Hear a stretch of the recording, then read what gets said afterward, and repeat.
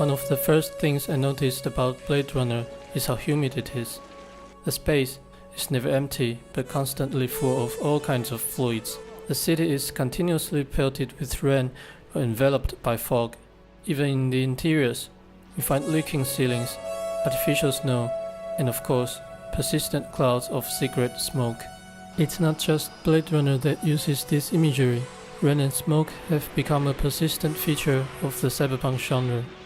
Ghost in the Shell, the Matrix trilogy, and Netflix's Altered Carbon all feature scenes in which the characters are not only surrounded by these fluids, but consumed and completely submerged.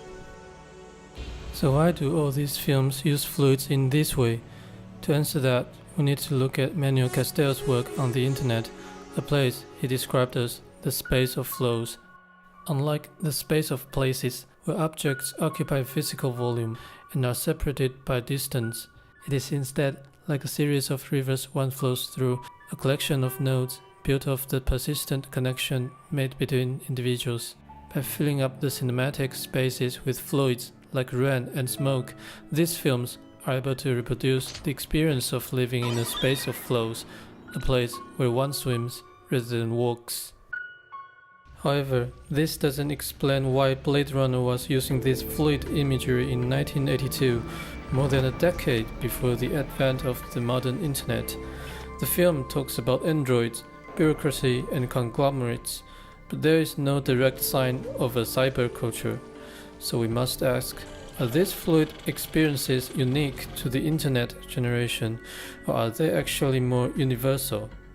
Sociologist Zygmunt Bauman referred to postmodernism as liquid modernity because he observed that if modernity is a new solid state made by reforming the old social structures or melting the solids, then our contemporary postmodern society is in a constantly changing fluid state where the melted solids haven't solidified yet.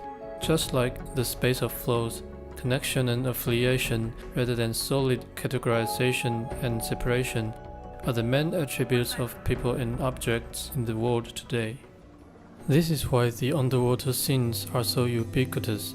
They remind us that humans begin life submerged in the womb, where connection is total and constant. The water here becomes a signifier of the concept of connection. This meaning has extended to other kinds of fluids too. The water roads in Ghost in the Shell, the smoke in Blade Runner, and the rain scene in Altered Carbon. This leads us to an important philosophical concept, the immanence. Traditionally, the Western philosophy holds a dualist view towards the world. He sees man as an observer separated from the world he observes, and that there is a universal, transcendental truth.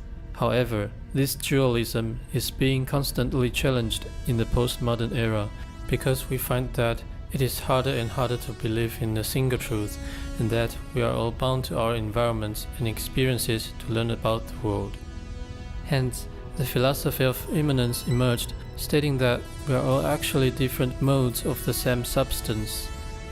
Postmodern theorists Ihab Hassan and Gilles Deleuze both employed the immanence into their thoughts. By employing fluids into the space itself, these films connect the person to the world instead of separating them from it. It is time to become a part of all things. This marks the paradigm shift away from the epistemological model of the self in the world towards a view of the self in the world, an idea much closer to how most of us perceive our lives. Only those with power and money can build the clean, dry places in which to segregate themselves, such as the sunny garden owned by the aristocrat Lawrence Bancroft in Altered Carbon, or the warm-violet home of Eldon Tyrell in Blade Runner. Artificial environments that are perfectly ordered by banishing the chaotic natural world outside. But for the rest of us, like Roy at the end of Blade Runner, are more likely to get absorbed by the world. Like tears.